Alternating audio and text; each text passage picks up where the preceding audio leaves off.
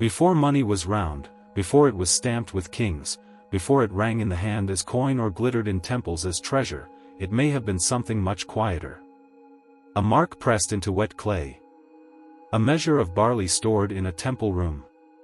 A debt remembered by a scribe. A promise that one household owed another something after the harvest. Long before wallets, banks, coins, or paper notes, people were already measuring value. But value did not always shine. It did not always fit inside a pouch. It did not always pass from one hand to another in the way we imagine money today. Sometimes value was grain. Sometimes it was livestock. Sometimes it was wool, oil, land, labor, or silver weighed carefully on a balance. And sometimes, most mysteriously, value existed only as a record. A few lines on a clay tablet. A memory made official. A future obligation pressed into earth. The first money was not what most people think. It was not a golden coin discovered one morning in a crowded marketplace. It was not invented suddenly by one clever merchant, one king, or one city. It was a slow transformation in the way humans counted the world. To understand it, we have to travel back before coinage, before banks, before modern commerce, into the warm dust of ancient Mesopotamia.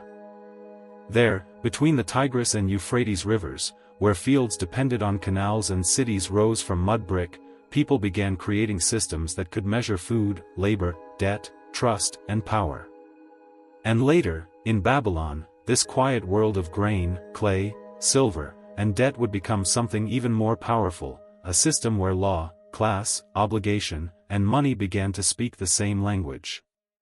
The story begins not in a treasure room, but in a storehouse. Imagine southern Mesopotamia before sunrise. The plain is still cool.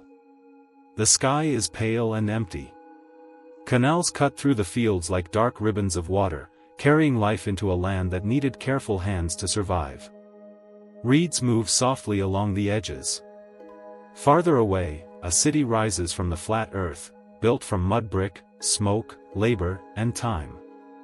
At its center stands a temple complex. Its walls catch the first light. The temple is not only a sacred place. It is also a place of storage, administration, redistribution, and authority. Goods move in and out through its gates. Grain is measured. Animals are counted. Workers receive rations. Offerings are prepared. Officials watch. Scribes record. A farmer arrives with barley. A shepherd brings animals. A worker waits for food. A woman carries a jar. A scribe sits with wet clay and a reed stylus, pressing small wedge-shaped marks into the surface before the clay dries. Each mark matters. The tablet may record what has been delivered, or what has been received, or who is owed food, or who owes labor, or how many workers must be fed. This is not money in the modern sense. There are no coins on the table. No banknotes. No metal currency passing through every hand. But value is everywhere. It is in the barley inside the storehouse. It is in the wool from temple flocks. It is in the labor of farmers, herders, brewers, weavers, porters, and builders. It is in the jars of oil, the baskets of dates, the animals in pens, the beer issued as ration, and the tablets that remember it all. Before money became a familiar object, it was a system. A way of organizing trust. A way of turning goods and work into measure. A way of making obligation last longer than speech. The early cities of Mesopotamia did not grow by accident. They depended on coordination. Irrigation canals had to be cleared and maintained. Fields had to be measured. Grain had to be stored. Workers had to be assigned. Animals had to be counted. Temples and palaces had to be supplied. Families had to survive the seasons. In a village, memory might be enough. One neighbor remembers who helped with a harvest. One family remembers who borrowed seed. One elder remembers an old agreement. But a city is different. A city is too large for memory alone. It needs records. And so, in Mesopotamia, some of the earliest writing developed not first as poetry, not first as myth, and not first as royal glory, but as accounting. This is one of history's quiet surprises. Before humans wrote long stories of gods and kings, they wrote numbers. They wrote lists. They wrote rations. They wrote obligations. They wrote what entered the storehouse and what left it. A clay tablet could say that a certain amount of barley had been received. It could say that a group of workers had been given rations. It could say that animals belonged to an institution. It could say that a debt remained. The tablet did something the human voice could not. It held memory still. A spoken promise can fade. A witness can die. A powerful person can deny what was said. But a tablet could remain. Once dried, once stored, once sealed, it gave obligation a body. This is where the story of money becomes deeper than metal. Money is often imagined as a thing. A coin. A bar of silver. A piece of gold. But in early Mesopotamia, value often moved through systems of account before it moved through coins. People measured goods against standards. Barley could be used for rations and payments. Silver could be weighed as a high-value standard. Labor could be counted in days. Land could be measured by field and yield. Animals could be listed as wealth. These were not all money in exactly the same way. Their uses changed by time, place, and situation. But together, they show something important. Humans were learning to compare different things through measure. A basket of grain. A sheep. A day of work. A length of wool. A quantity of silver. A debt due after harvest. A ration owed to a laborer. A payment promised to a temple. Once these things could be counted, they could be managed.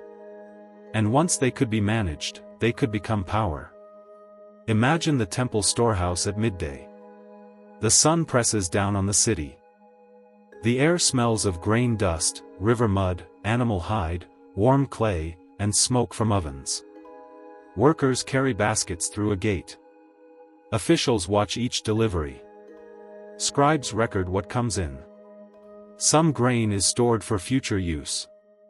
Some is prepared as food. Some will become beer. Some is assigned to workers as ration. Some belongs to sacred offerings. To the farmer, barley is life. It is seed. Bread. Beer. Survival. To the scribe, barley is also a number. A measure. An entry. A value in a system larger than any one household. This difference matters. The same grain can be food to one person and accounting to another. The same harvest can mean relief in a family house and obligation in an administrative office. The same measure can feed a worker or mark a debt. Money begins in that strange space between material life and social memory. It begins when food becomes countable beyond hunger. When labor becomes measurable beyond effort. When obligation becomes visible beyond trust. The temple storehouse was not only a place where goods were kept. It was a place where society remembered. And in early urban life, memory could become authority. A worker who received rations depended on a system that knew he was owed them. A farmer who delivered barley depended on a record that showed the delivery was made. A debtor feared the record that proved the debt remained. A temple or palace used records to organize people, goods, and time. The clay tablet sat quietly at the center of this world. Small. Dry. Ordinary. But powerful. Because it could say, this happened. This was owed. This was received. This must be paid. And once a society believes the record becomes part of reality. In the cities of Sumer, value was not born in a single moment. It formed gradually through daily need. Fields needed water. Water needed canals. Canals needed labor. Labor needed food. Food needed storage. Storage needed records. Records needed scribes. Scribes needed standards. Standards created value that could be compared, counted, and enforced. No one had to announce that money had been invented. People simply began living inside systems where grain, silver, labor, and debt could be measured against one another. The change was slow. But it was enormous. A field was no longer only a place where crops grew. It was yield. A worker was no longer only a person with skill and strength. He could become a ration entry. A future harvest was no longer only hope. It could become collateral for debt. A promise was no longer only spoken. It could become clay. And clay, in the ancient world, had a long memory. Picture an ordinary farmer near the edge of the city. His hands are rough from irrigation work. His feet are dusty from the field path. He knows the canal because his harvest depends on it. He knows when the water runs low. He knows the danger of too much salt in the soil. He knows the fear of a weak crop. When he delivers barley, he is not thinking about economic theory. He is thinking about survival. How much must be given? How much remains? Will there be enough for the household? Will seed be saved for next year? Will an obligation be met? Will a debt still hang over the family? For ordinary people, early money systems were not abstract. They were felt in the stomach. In the hands. In the anxiety before harvest. In the relief of receiving rations. In the silence after a bad season. A measure of barley on a tablet may look simple. But behind it is weather. Labor. Family. Fear. Hope. This is the human side of the first money. It did not begin as greed. It began as organization. But organization can protect or control. A storehouse can feed people in a time of need. It can also concentrate power. A record can protect a worker's ration. It can also preserve a debt that cannot easily be escaped. A standard measure can help trade. It can also turn human labor into a number that someone else commands. From the beginning, systems of value carried both promise and danger. They made cities possible. They also made inequality easier to remember. Once goods, land, labor, and debt could be recorded, differences between people could last longer. Wealth could be counted. Obligations could be enforced. Institutions could grow stronger. Some households could accumulate. Others could fall into dependence. This did not happen everywhere in the same way. And writing did not create hierarchy alone. But accounting gave hierarchy a sharper memory. A powerful person no longer had to rely only on force or reputation. A claim could be written. A debt could be preserved. A field could be measured. A worker could be assigned. The clay tablet made power durable. And yet, it also made civilization more complex and capable. It allowed temples and palaces to feed workers, organize craft production, build large projects, manage herds, move goods, and maintain systems across time. It helped strangers trust records. It allowed institutions to plan beyond the immediate moment. This is why the story cannot be reduced to one simple answer.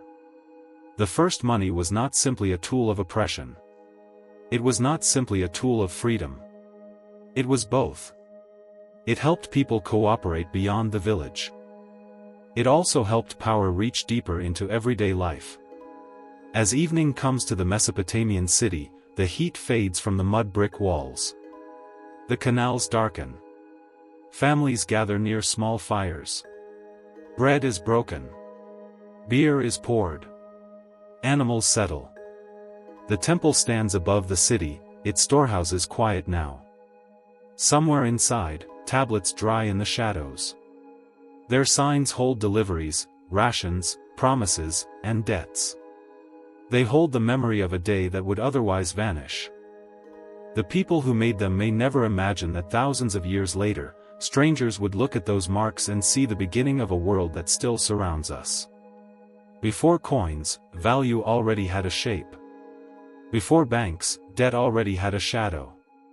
Before modern money, a number on a record could change a life. This is the mystery at the heart of the first money. It was not only metal. Not only treasure. Not only trade. It was a way of measuring trust, labor, food, time, and obligation.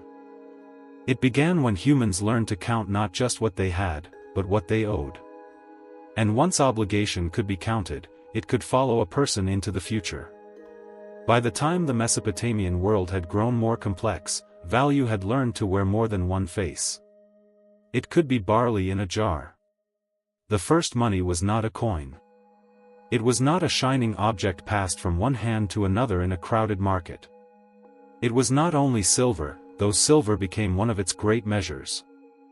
It was not only grain, though barley fed bodies, paid workers, settled obligations, and kept cities alive. The first money was something deeper. A way of remembering value. A way of measuring trust. A way of turning labor, food, land, time, and obligation into a system that could survive beyond the moment. By the time Mesopotamian cities had filled their storehouses, weighed their silver, recorded their contracts, and shaped their laws, human life had changed in a quiet but permanent way. People no longer lived only inside the rhythms of weather, field, family, and memory. They also lived inside accounts. A harvest was still a harvest. But it could also be a repayment. A field was still soil, water, and labor. But it could also be property. A worker was still a human being with hunger, skill, fatigue, and hope. But in a record, he could also become a ration entry, a labor obligation, a name beside a quantity. This did not make ancient life cold. It made it organized. And organization is one of the great forces of civilization. It allows people to build beyond the household. To feed workers beyond the family. To trade beyond the village. To plan beyond the season. To remember beyond the voice. But every force that allows humans to build larger worlds also creates new dangers. The first systems of value helped cities rise. They also helped power settle into layers. The temple storehouse could protect a community from hunger. It could also concentrate wealth. The palace could organize labor for canals, walls, temples, and roads. It could also demand more than ordinary households could bear. The scribe could preserve an agreement fairly. He could also preserve a debt that followed a family too long. The weight of silver could make exchange possible across distance. It could also make inequality more precise. Money, from its earliest visible forms, was never only a convenience. It was a relationship between people. And relationships can nourish or bind. Imagine again the Mesopotamian plain. The sun is setting. The fields glow in a soft bronze light. Water moves through the canals, slow and dark, reflecting reeds, mud brick walls, and the last birds crossing the sky. A farmer walks home with dust on his feet. Behind him, the field is quiet, but not empty of meaning. It has been measured. Its yield has been expected. Its future has perhaps already been promised. In the city, a temple official checks storage rooms. A scribe places a tablet beside others. A trader counts what remains after a long journey. A woman measures grain for bread. A child watches without knowing that the world around them is held together by invisible lines of value. Who owes? Who owns? Who receives? Who records? Who decides? These lines cannot be seen from the city wall. But they shape the city more deeply than the wall itself. Because a wall can protect a city from enemies. A system of value tells people where they stand inside it. This is where the story of early money becomes the story of class. Human societies had differences in wealth and status long before coins. But record-keeping, storage, property claims, debt, and law helped make those differences more durable. They allowed wealth to be tracked, preserved, transferred, and defended. They allowed obligations to be remembered across seasons. They allowed institutions to command labor on a scale impossible for memory alone. Over time, some households stood closer to the storehouses, the temples, the palaces, the scribes, and the law. Others stood closer to the field, the canal, the debt, and the risk of hunger. This does not mean every farmer was poor or every official was powerful in the same way. Ancient society was varied and complex. But the broad transformation is clear. Once value could be recorded, inequality could become more permanent.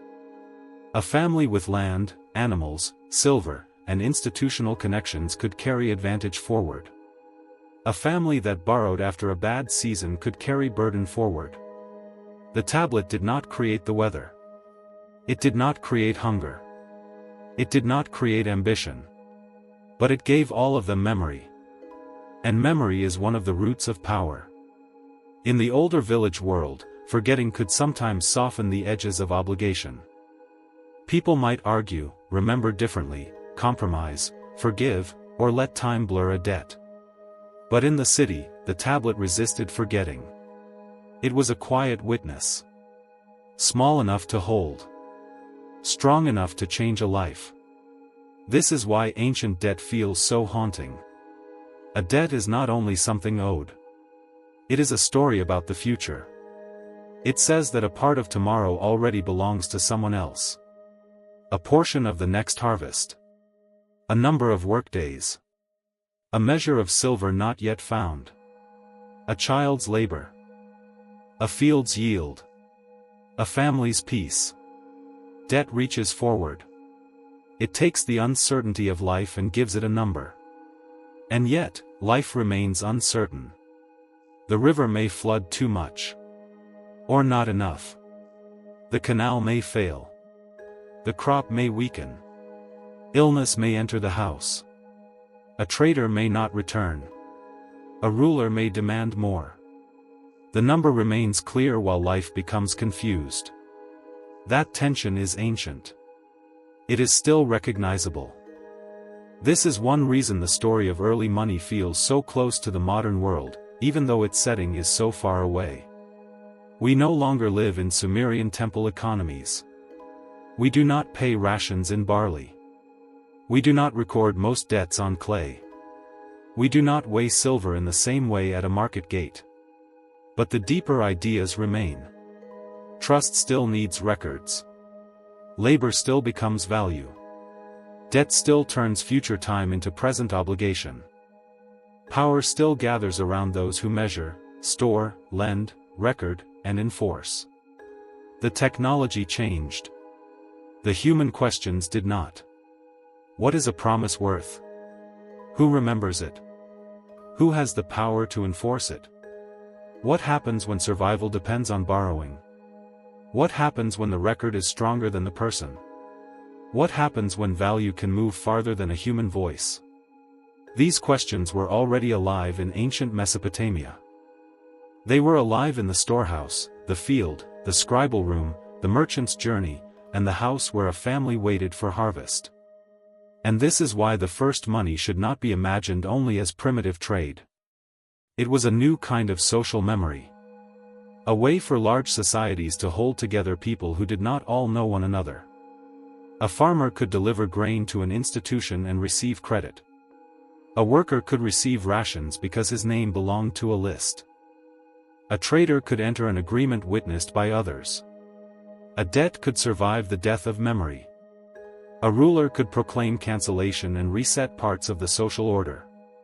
These are not small things. They are the skeleton of civilization.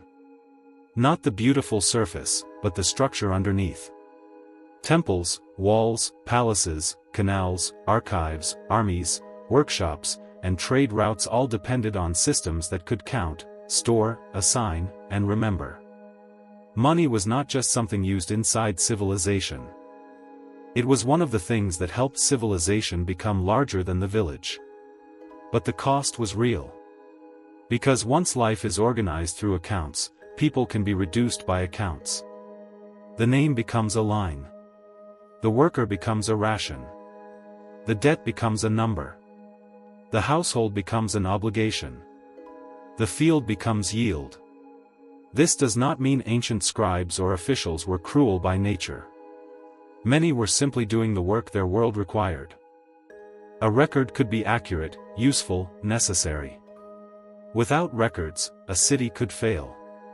Without measurement, workers might not be fed. Without accounts, storage could collapse into confusion. But history asks us to hold both truths. Accounting made large cooperation possible. Accounting also made large control possible. That is the double shadow of the first money. As Babylon and other Mesopotamian cities developed their laws and economic systems, money became increasingly tied to authority. Value was not floating freely in a neutral world. It was shaped by temples, palaces, courts, merchants, families, creditors, and rulers. A measure became meaningful because people accepted it, because institutions used it, and because law could stand behind it. This connection between money and power never fully disappeared.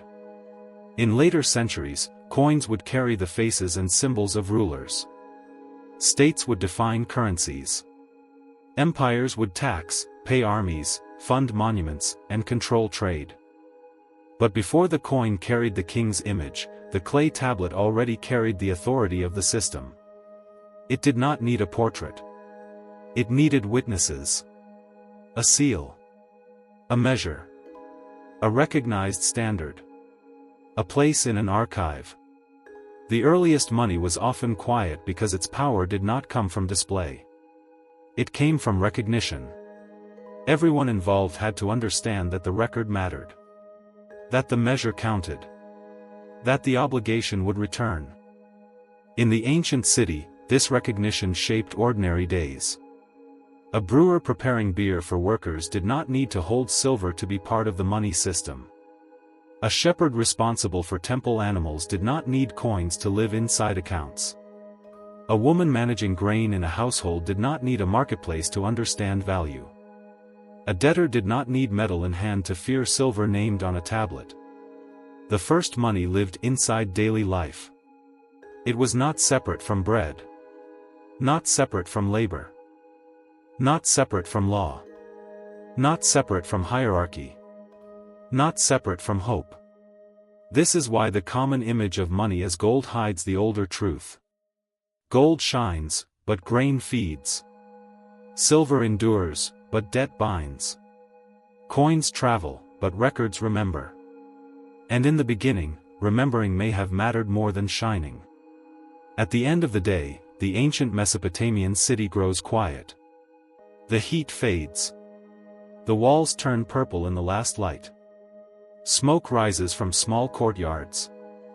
Canals carry reflections of the evening sky. In the temple storehouse, jars stand in shadow. In a scribe's room, tablets rest on shelves or inside containers, dry and silent. Some record barley that was eaten long ago. Some record workers whose bones have returned to dust. Some record loans repaid in a season no one remembers. Some record disputes settled before the city itself became ruin. The obligations are gone. The people are gone. The authorities are gone. But the tablets remain. And because they remain, we can still see the outline of lives once held by value. A man who borrowed grain. A woman connected to a household transfer. A worker receiving rations. A field measured. A herd counted. A merchant weighing silver. A king claiming to restore justice. A society learning to make memory official. These small clay objects are not treasure in the usual sense. They are not gold masks or jeweled crowns. But they may be more revealing. They show the moment when human beings began to build worlds out of counted trust. They show that money was never only about wealth. It was about relationship. Between the strong and the vulnerable. Between the present and the future. Between the storehouse and the field. Between the scribe and the worker. Between the ruler and the household. Between survival and power. Maybe this is the calm, haunting truth at the heart of the first money. It was not born as a coin. It was not born as a treasure. It was born as a way to measure what people owed to one another, and what institutions believed they could claim from human life. It helped cities grow. It helped trade stretch beyond familiar faces. It helped organize labor, food, storage, and law. It helped civilization remember itself. But it also taught power how to count. And once power learned to count, it could reach farther than before. Farther than a field. Farther than a season. Farther than a voice. Farther even than a lifetime. The first money was not what we think because it was not simply metal. It was trust made measurable. Labor made transferable. Debt made durable. Power made quiet. Fate pressed into clay. And as night settles over the old land between the rivers, the canals darken, the reeds move softly, and the ancient city sleeps beneath a sky full of stars. Somewhere in the ruins, a tablet waits. Small. Silent. Marked by a hand that vanished thousands of years ago. It no longer commands repayment. It no longer feeds a worker. It no longer frightens a household. But it still carries the memory of a world discovering that value could outlive the moment. And from that discovery, the long history of money began. Not with a coin in the hand. But with a promise remembered. A debt recorded. A measure trusted. And a human life quietly entering the account. Wool in a storeroom. A sheep in a herd. A worker's day recorded by a scribe. A debt waiting after harvest. Or silver, not yet stamped into coins, but weighed carefully on a balance, bright and heavy enough to become one of the great languages of value. This is where the story deepens. Because before coins became familiar, before money could pass from hand to hand as little pieces of royal metal, people were already thinking in units of value.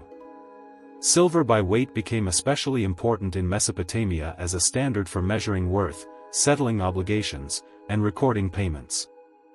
But that does not mean every ordinary person walked through the city with silver in their hand. Often, silver was a measure as much as a material.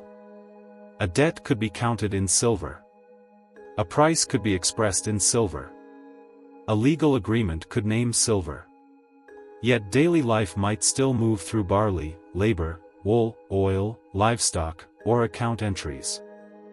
This is difficult for the modern mind because modern money often feels most real when it appears as an object, a coin, a note, a card, a number on a screen. But in ancient Mesopotamia, money could be both present and absent at the same time. Present in the record.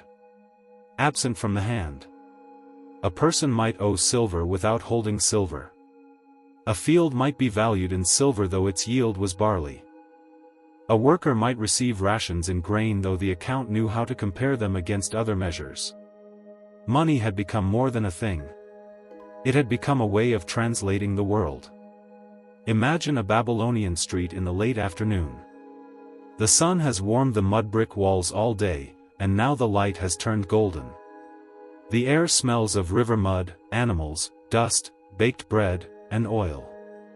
People move through narrow streets between houses, workshops, courtyards, and temple precincts. A merchant weighs metal. A farmer watches. A scribe sits nearby with clay ready. The silver is not counted like coins. It is weighed. It is measured against a standard. It rests briefly on the scale, and in that moment, a whole world of trust gathers around it. Is the weight true? Is the measure accepted? Are the witnesses reliable? Will the record hold? Will the obligation be honored? The balance is simple, but what it represents is not. It turns metal into trust. It turns trust into obligation. It turns obligation into law. And law, once joined to value, can reach deeply into human life. The scribe presses signs into wet clay. He may record a loan, a sale, a wage, a delivery, a marriage agreement, a rent, a repayment, a dispute. The tablet is small, but the life inside it may be large. A line of signs can carry a season of labor, a family's anxiety, a field's future harvest, a merchant's risk, a debtor's hope, a creditor's claim. Debt is one of the earliest great shadows in the history of money. It appears early because human need appears early. A farmer may need seed before harvest. A household may need grain during shortage. A trader may need goods before a journey. A family may need help after illness, loss, flood, drought, or failed yield. Someone provides what is needed. Someone promises repayment. The future becomes part of the present. This is the strange power of debt. It turns tomorrow into something that can be measured today. At first, debt may seem like a bridge. And sometimes it is. A loan of barley can help a field be planted. A loan of silver can help a trader begin a journey. A promise can hold a household together through a difficult season. But a bridge can become a chain when the future does not arrive as hoped. A canal may fail. A field may produce less than expected. A family member may fall ill. An animal may die. A debt may grow. The harvest may come, and still not be enough. The clay tablet does not feel the heat. It does not worry about hunger. It does not soften because the rain was late. It simply remembers. This is why early debt was not only an economic fact. It was an emotional force. Imagine a farmer after a poor harvest. The evening is quiet. His house is small and warm from the day's heat. A child sleeps near the wall. Grain is being measured carefully, not generously. Outside, the fields lie dark beneath the stars. Somewhere else, perhaps in the house of a creditor, perhaps in an archive, perhaps in the hands of an official, there is a tablet that names what is owed. The farmer may not see the tablet that night. But it is present. It sits invisibly inside the household. It changes how people speak, how they eat, how they plan, how they fear the next season. Debt creates a second calendar. There is the calendar of nature, flood, planting, growth, harvest, heat, cooling, hunger, and rest. And there is the calendar of obligation, due date, repayment, interest, witness, penalty, record. A family lives inside both. If the natural calendar is generous, the debt may be paid. If it is cruel, the tablet remains. Ancient Mesopotamian debt could become severe. In some periods and places, debt could threaten land, freedom, and family security. People might enter forms of dependent labor or debt servitude. Household members could become entangled in repayment. The exact details changed across centuries and legal systems, and we should not flatten all Mesopotamian history into one rule. But the broader pattern is clear enough. Debt could shape a life. It could pull private suffering into public record. It could turn misfortune into hierarchy. And because debt was powerful, rulers sometimes tried to control it. In early Mesopotamian history, some rulers issued proclamations that released certain debts, restored people or property, or reset parts of the economic order. These acts were not modern revolutions against inequality. They were royal measures, shaped by the needs of state, order, justice, legitimacy, and stability. But their existence tells us something important. Debt could become dangerous even to society itself. If too many families fell too deeply into dependence, if too much land or labor became concentrated, if ordinary producers were crushed by obligations, the social order could weaken. A king could present himself as restorer of balance by interrupting the accumulation of debt. In other words, the earliest money systems already carried a problem that later worlds would recognize again and again. Value can organize life, but debt can overwhelm it. Now the story turns toward Babylon. Babylon was not the single birthplace of money. It did not invent all systems of value by itself. The deeper roots reach earlier into Sumerian city life and the wider Mesopotamian world of temples, palaces, scribes, storehouses, fields, and trade. But Babylon gives us one of the most powerful examples of how money, debt, law, and class could become deeply organized. When people hear the name Babylon, they often imagine walls, towers, kings, and the great river moving through a city of dust and splendor. They may imagine temples rising above the plain, royal inscriptions, traders, soldiers, and the sound of many languages in crowded streets. But Babylon was also a city of accounts. A city of contracts. A city where law and value met in clay. The famous law collection associated with Hammurabi, king of Babylon in the 18th century BCE, offers a window into a world where property, wages, debts, rents, family obligations, social rank, and compensation were carefully imagined through legal order. It was not a modern law code in the exact sense, and scholars continue to debate how it functioned in real legal practice. But as a historical source, it shows a society deeply concerned with hierarchy, obligation, and measured justice. In that world, not everyone stood in the same position. Status mattered. Rank mattered. The value of injury, labor, debt, and compensation could depend on social category. There were free persons, dependents, enslaved people, elites, commoners, creditors, debtors, officials, workers, merchants, wives, sons, daughters, widows, and households, all placed within a structure of rights and obligations. Money did not float above society. It sat inside hierarchy. Imagine a dispute in a Babylonian setting. A small group gathers near an official place. A man claims he is owed silver. Another says the repayment was made. Witnesses are called. A tablet is produced. A seal impression is examined. The air is dry and tense. No one sees money as an abstract idea. They see reputation, survival, authority, and future consequence. The tablet speaks because society has agreed to let it speak. This is one of the deepest changes in human history. A record can stand between people. It can protect truth. It can also enforce power. It can prevent denial. It can also prevent mercy. It can remember accurately. It can also remember too well. The scribe, therefore, becomes a quiet figure of enormous importance. He is not a king.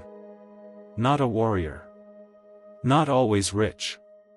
But he controls the signs. And signs are power. In a world where many people cannot write, the person who can record value helps shape reality. He can make a debt visible. He can preserve a claim. He can translate spoken agreement into durable form. He can connect a household's future to an institution's memory. Picture the scribe's hand. The reed stylus presses into clay. One sign follows another. The tablet is damp, soft, almost alive under pressure. Then it dries. The moment becomes fixed. The future has been written. For ordinary people, this world may have felt both reassuring and frightening. A worker receiving rations may depend on accurate records.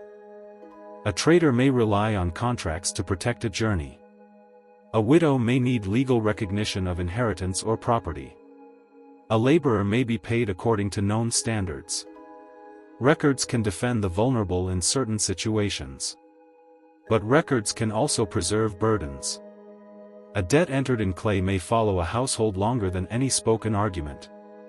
This is why early money is so complex. It creates trust beyond personal memory. But it also creates dependence on institutions. It helps strangers do business. But it also gives creditors reach. It helps rulers organize cities. But it also strengthens the systems that divide people by rank. Money is never only exchange. It is a map of power. And in Mesopotamia, that map was drawn with barley, silver, clay, and law. The city at night reveals the system in a different way. The streets grow quiet. Ovens cool. Animals settle in courtyards. The great buildings turn dark against the sky. Inside homes, families sleep beside jars of grain, tools, woven goods, and small objects of daily use. In another place, tablets rest in baskets, jars, shelves, or archives. Some record transactions already completed. Some record obligations still alive. Some preserve debts that once caused worry, sleeplessness, negotiation, or loss. The clay does not care whether the debtor is afraid.